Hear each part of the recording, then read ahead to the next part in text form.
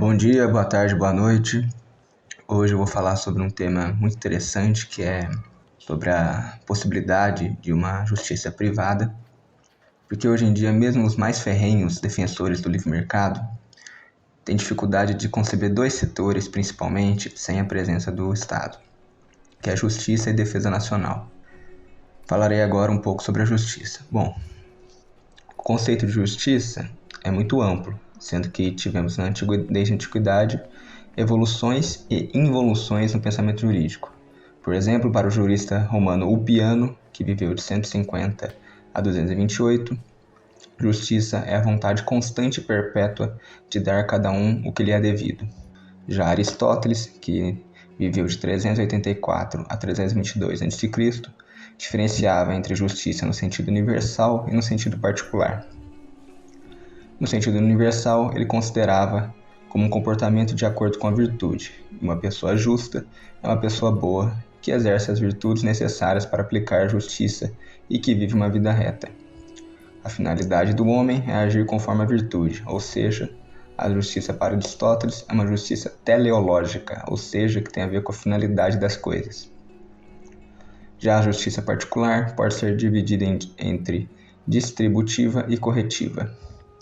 Para eles, os bens deviam ser distribuídos de acordo com o mérito de cada um, e para isso tinha que se entender a finalidade do bem e qual pessoa está mais apta a atender essa finalidade.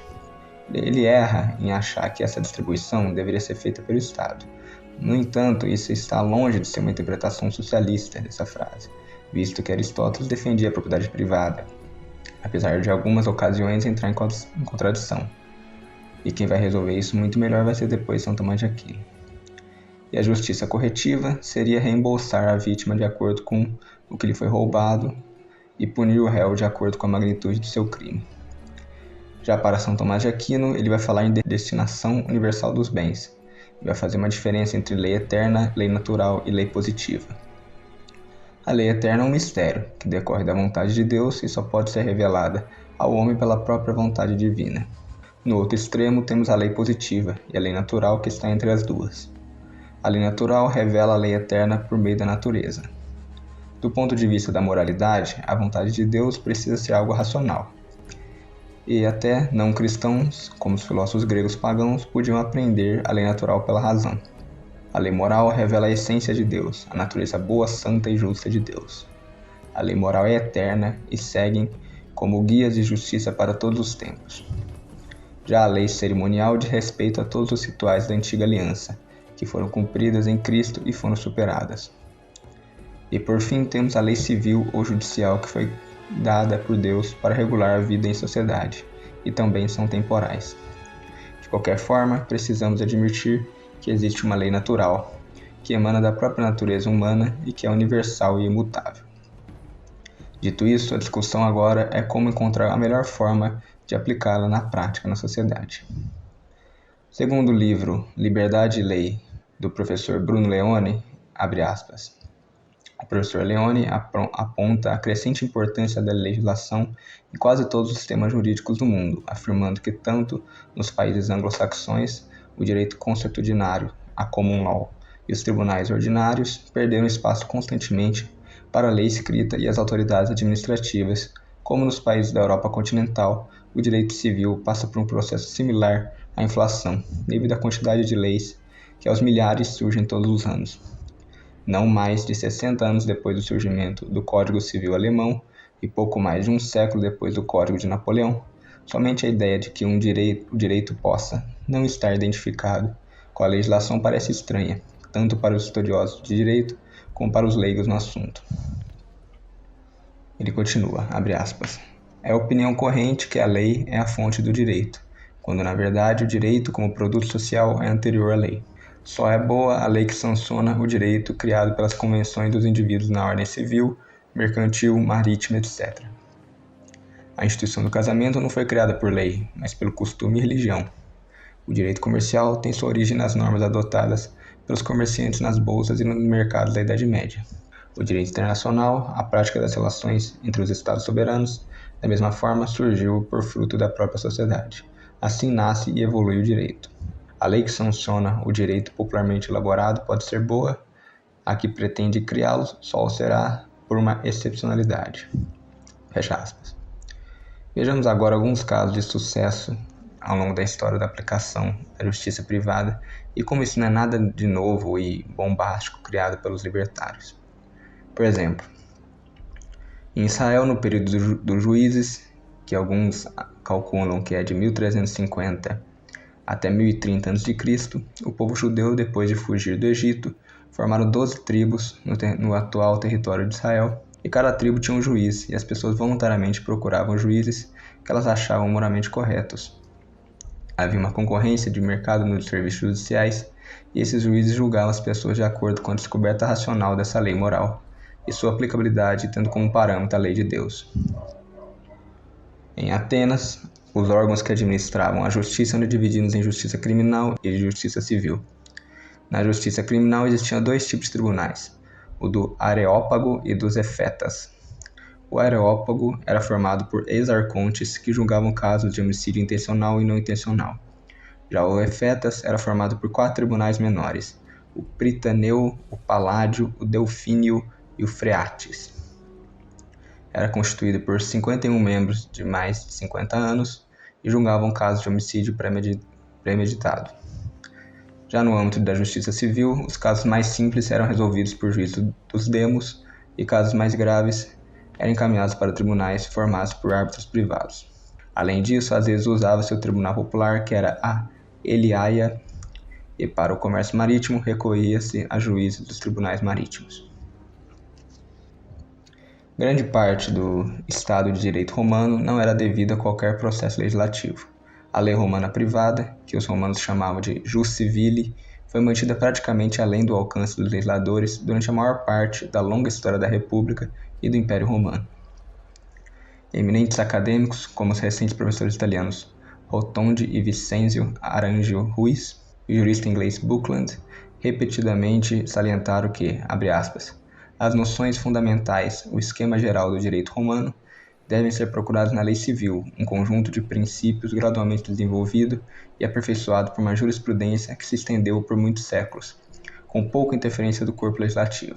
Fecha aspas. Buckland também observa, provavelmente com base nos estudos de Rotondi, que, abre aspas, das muitas centenas de leis registradas, não mais do que 40 tiveram importância no direito privado, fecha aspas. De forma que, pelo menos na época clássica do direito romano, abre aspas, o estatuto, no que concerne ao direito privado, ocupa apenas uma posição muito subordinada, fecha aspas. O jurista romano era uma espécie de cientista. Os objetos de sua pesquisa eram soluções para os casos que os cidadãos submetiam a ele para estudo, da mesma forma como os industriais hoje submetem a um físico ou engenheiro um problema técnico relativo às suas fábricas ou à sua produção. O pater familias era considerado rei, juiz e sacerdote dentro do seu lar. Os romanos aceitavam e aplicavam um conceito de efetividade da lei que se poderia descrever como significado que a lei jamais era submetida a mudanças repentinas e imprevisíveis.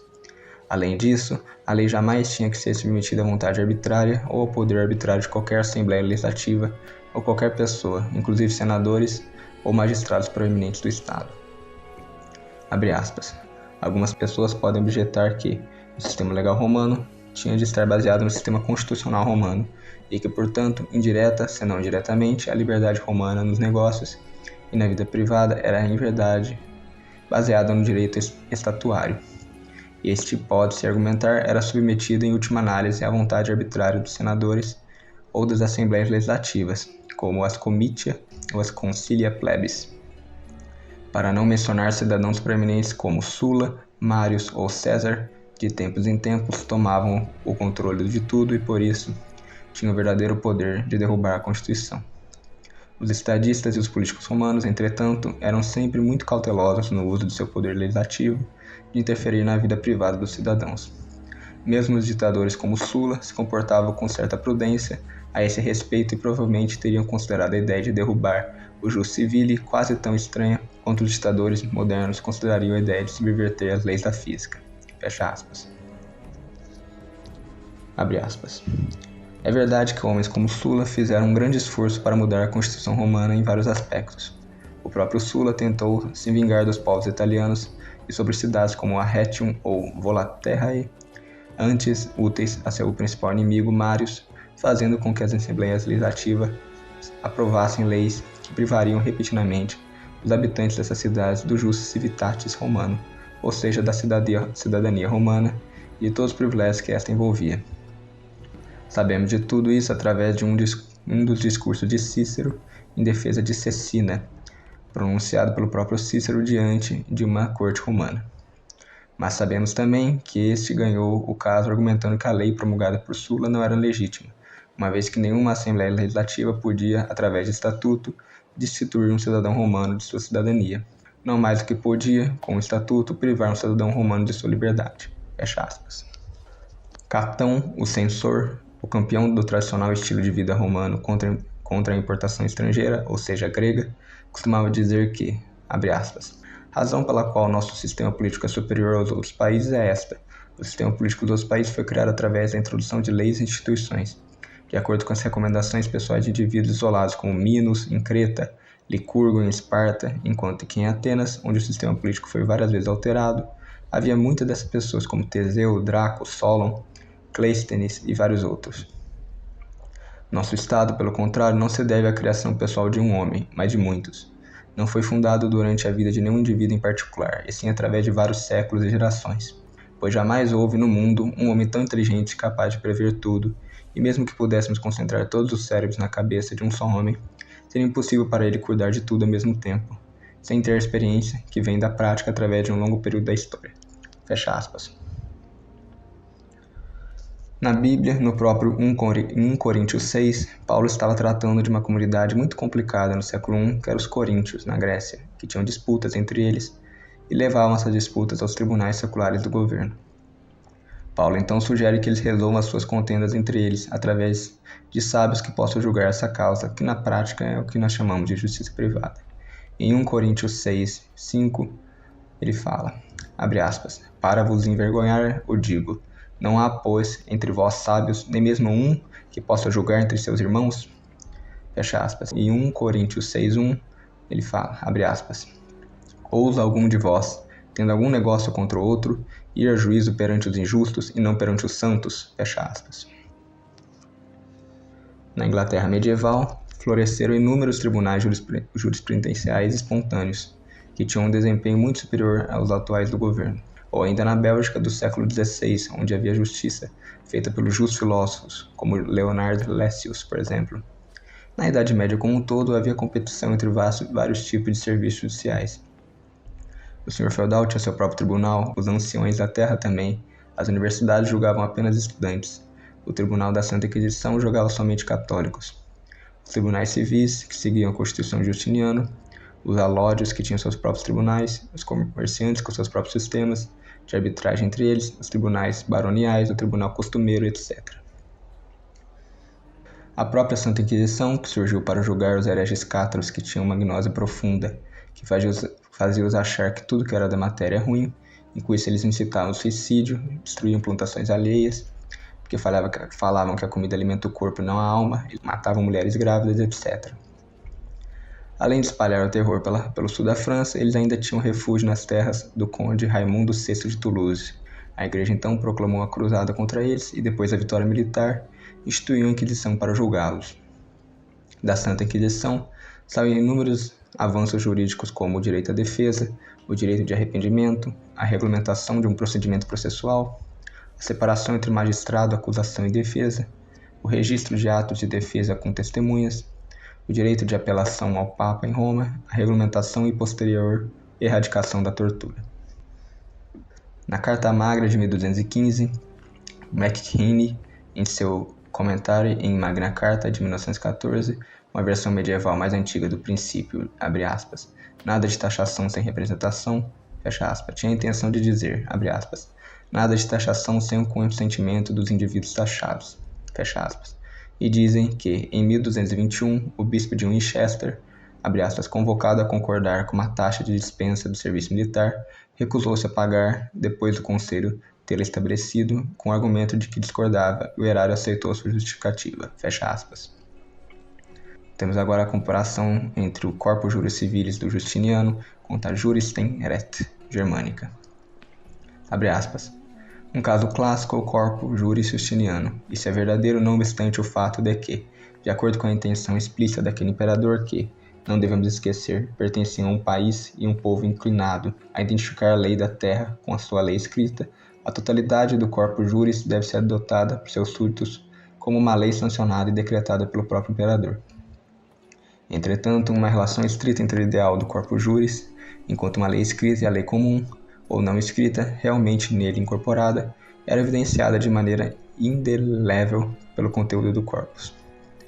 De fato, a parte central e mais duradoura desse, as chamadas Pandectae, ou digesta, consistia inteiramente de sentenças de juristas romanos antigos relacionadas ao direito não escrito.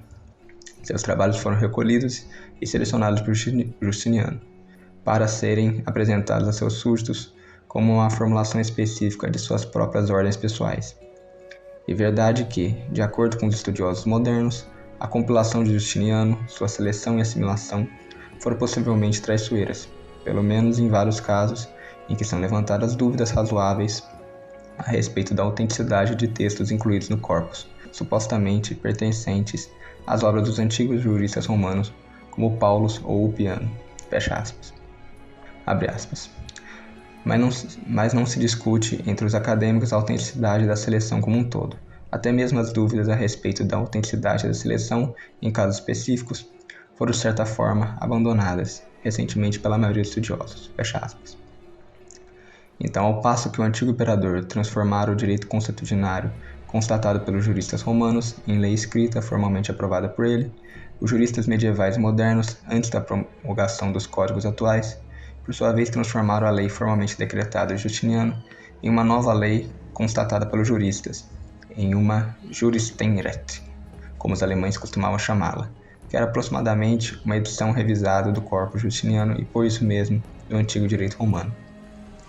O imperador tentou transformar em um sistema fechado e planejado, e que os advogados romanos sempre consideraram um sistema aberto e espontâneo, mas ele tentou fazê-lo utilizando seu trabalho desses mesmos advogados. A palavra alemã Rechtsfindung, isto é, a operação de encontrar a lei, parece dar conta da ideia central do Juris Ten Ret e da atividade dos juristas da Europa continental como um todo. A lei era concebida não como algo promulgado, mas algo existente que era necessário encontrar e descobrir. Fecha aspas. No caso do Brasil, de 1605 a 1867, valeram as ordenações filipinas, instituídas pelo rei Filipe II da Espanha na época da União Ibérica.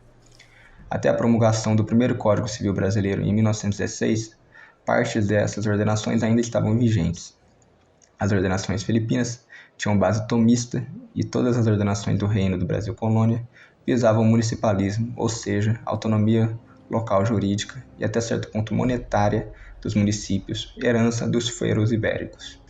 As ordenações do reino eram a fonte geral do direito, e as cartas de doação eram a fonte do direito particular, capaz de construir as próprias capitanias, dar o direito ao uso e herança da terra, aos escravos e ao exercício da jurisdição. Os conflitos eram resolvidos por arbitragem feita por juízes locais. A partir do momento que Tomé de Souza chega no Brasil, os donatórios perderam parte do poder de aplicar a lei, até que em 1627 o privilégio de aplicar a lei em suas terras é totalmente revogado. No entanto, apesar do grande ataque à descentralização jurídica no Brasil viria, principalmente em 1808, com a instauração de um certo tribunal que eu não posso reclamar. Se era tão comum isso na história, por que acabou, ou praticamente acabou, e hoje a justiça privada está restrita a casos muito mais particulares e mais simples? Além, é claro, do pecado original incumbido no homem, que faz com que sempre tenhamos a pretensão de fazer o mal, também começaram a surgir ideologias para justificar tal acúmulo de poder. A primeira que me vem à mente é o nominalismo, ideologia criada por Duns Scoto, que nasceu em 1266 e morreu em 1308, e por Guilherme de Ockham, que nasceu em 1285 e morreu em 1347, que negam a existência dos universais. O pensamento platônico aristotélico nos mostra que existem universais, ou seja, conceitos universais, como o conceito universal de bem, mal, beleza, justiça, ordem, etc. Já para Guilherme de Ockham, não existe conceitos universais. O que existe é uma nomenclatura que você utiliza para nomear cada coisa particular. Por exemplo, existe o conceito universal que é um copo, que é um recipiente que serve para beber um líquido. Esse copo pode ser quadrado, cilíndrico, feito de qualquer material, que ele vai continuar sendo um copo. Para Ockham, você não poderia chamar dois copos diferentes de copo. Parece bobeira, no entanto, quando você vai aplicando, como Ockham aplicou esse conceito a coisas mais complexas e profundas, a coisa começa a ficar tenebrosa. Já que não existe mais o conceito universal de justiça, então, se um nobre ou rei tomar os bens de um servo e falar que aquilo é justiça, então está certo para Ockham, já que não existe mais o conceito universal, apenas a nomenclatura para o particular. Não à toa, Ockham vai se tornar herege, ser excomungado e vai ficar contra o Papa João XXII em Avignon, apoiando o falso imperador Luís II da Baviera no Sacro Império Romano Germânico. Ele defendia a supremacia do Estado em relação à Igreja, a taxação das propriedades da Igreja, condenava todas as riquezas da Igreja e todas as riquezas pertenciam ao imperador. Não há direitos de propriedade e o Estado pode tirar a propriedade de quem quiser. Seu pensamento foi usado como justificativa para a formação do Estado moderno ao longo dos séculos XIV e XV, visto que as universidades medievais foram sendo contaminadas com esse pensamento. Todas as ideologias modernas bebem do nominalismo. O nominalismo, por sua vez, influenciará Lutero, que começou a reforma protestante na Europa em 1517. Por causa da noção da sola escritura, ou seja, só vale o que está escrito na escritura, os protestantes não acreditam na tradução apostólica. Eles vão aplicar isso também no pensamento jurídico, e com isso você não pode ter mais nenhuma lei consuetudinária do costume, ou seja, apenas a lei escrita, ou seja, um embrião do pensamento liberal e positivista de que só vale o que está na Constituição. Antes havia a lei escrita, mas ela era submetida aos costumes locais, que regulavam quase todos os aspectos da vida humana e que agora vão passar a ser ignorados. Depois vem outra justificativa pior ainda, que é a de Kant, que nasceu em 1724 e morreu em 1804. Kant falava que a razão é disparada pelo nosso julgamento formado a partir de uma intuição empírica. Isso abre mão para que os mais fortes determinem o que é a lei moral. Porque se a moral emana da mente humana, que é subjetiva e contingente, então as mentes mais capazes de manipular as outras se sobressairiam. E então, na prática, teremos a formação do Estado. A filosofia kantiana acabou resultando em todo o relativismo moral do século XX, que resultou em desastres e genocídios como nazismo, fascismo, comunismo, etc. Na filosofia kantiana, o homem está criando a sua própria ideia de dignidade, que não necessariamente abarca o outro, a não ser que exista uma categorização das várias mentes humanas, dos vários indivíduos humanos, em uma categoria ontológica que tem uma dignidade. Mas se as mentes são contingentes e limitadas, de onde poderia vir uma dignidade absoluta que poderia gerar uma força de uma lei? Quando você fala que a existência de uma estrutura racional a priori na mente do indivíduo gera lei, você está dizendo que essa pessoa é Deus, porque ela está me impondo uma obrigação. Você pode achar que a obrigação é justa ou apenas negativa, mas ainda é uma obrigação. Existem pelo menos 8 bilhões de mentes humanas, e se cada uma delas for absoluta e impõe obrigação nas outras, nenhuma é absoluta. A não ser que haja uma substância que é a causa primeira de todas as outras substâncias, você não pode falar que as outras substâncias são necessárias. Pior ainda é a ideia de paz kantiana, pois ele defendia uma liga de estados republicanos independentes e acreditava que as repúblicas democráticas devem entender a paz mais do que as outras formas de governo. O sonho de Kant seria o globalismo, representado, por exemplo, hoje pela União Europeia, um monstro burocrático socialista que enfraquece o povo de todas as nações membros. Para ele, isso geraria paz. Toda vez que conversar com um kantiano, mande para ele a lista das principais guerras da história da humanidade da Wikipédia e compare a quantidade e magnitude das guerras antigas e medievais com a infinidade e brutalidade das guerras modernas. Por fim, tudo isso culmina para o positivismo jurídico que estamos acostumados hoje. Constituições e legislações imensas, com milhares de leis e decretos sendo aprovados a cada ano, cada um mais inútil que o outro, e a justiça cada vez mais lenta e ineficiente, isso quando existe. E o nosso bolso cada vez mais vazio, por causa dos crescentes impostos. Abre aspas. Os códigos da Europa continental, como o Código Napoleônico e o Código Austríaco de 1811 ou o Código Alemão de 1900, foram resultado de várias críticas às quais a compilação justiniana, já transformada em Juris Steinrecht, foi submetida.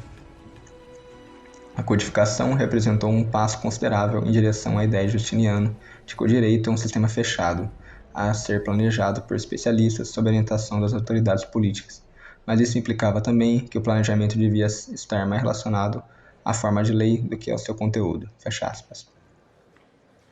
Outra consequência desse conceito revolucionário do direito em nossos tempos foi de que o processo de formulação de leis passou a não ser encarado como algo ligado principalmente a uma atividade teórica por parte dos especialistas como juízes ou advogados, mas um mero desejo da maioria vencedora dentro dos corpos legislativos. Então é isso, obrigado a todos que assistiram. As fontes são o livro Liberdade e Lei, do Bruno Leone, o livro Teoria do Caos, do Robert Murphy, 3 artigos principais do Instituto Rothbard, que é Leis e Justiça numa Sociedade Libertária, Liberdade e Legislação e o Cartel de Advogados. Também deixo aqui uma menção honrosa ao canal do YouTube Direito Sem Juridiquês e ao Felipe Ojeda, que é advogado e libertário. Obrigado a todos que assistiram, até mais.